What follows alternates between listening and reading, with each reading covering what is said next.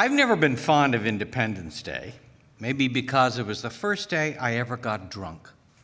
Independently, sickeningly drunk. I was 7. Let me explain.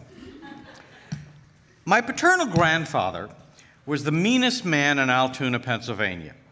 That's how everyone described him. Everyone.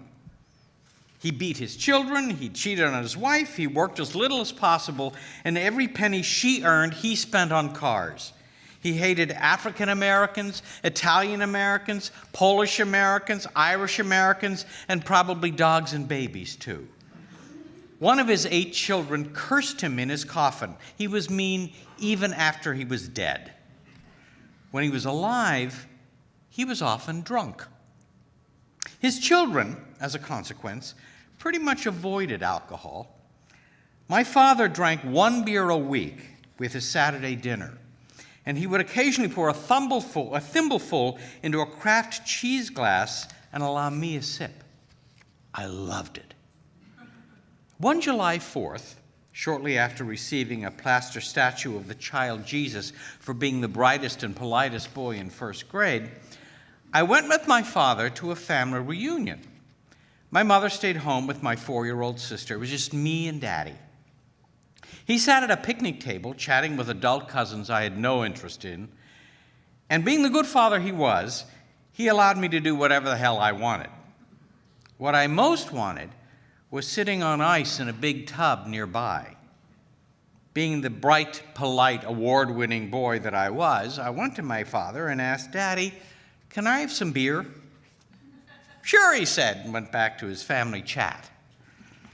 I took out a bottle, popped the cap, and drank. It was cool and effervescent and the perfect thirst quencher on a hot holiday afternoon. If they had allowed 7-year-old boys to serve as spokespersons for Pabst Blue Ribbon, I would have been a star. That beer was so good. How good? So good, I just had to have another. About a quarter of the way through bottle number 2, I noticed the world was moving in a remarkable way, a kind of, tipping on its side. I'd seen comedian drunks on TV stumbling and slurring their words, and recognizing these symptoms, I staggered to my father and announced brightly and politely, "Daddy, I'm drunk."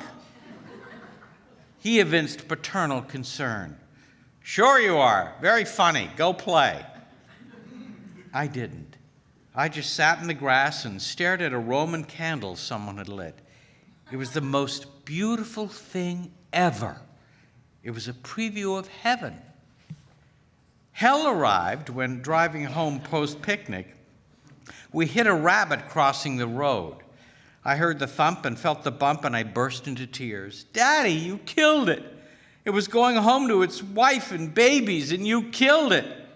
I sobbed and sobbed and sobbed, and then I passed out.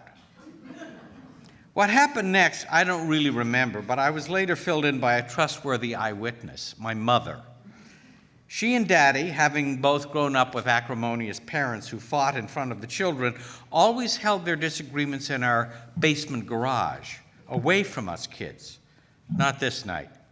This night, with my sister asleep and me in a Pilsner coma, my mother let my father know her exact feelings about his bringing home a drunken child, right there in our front hallway.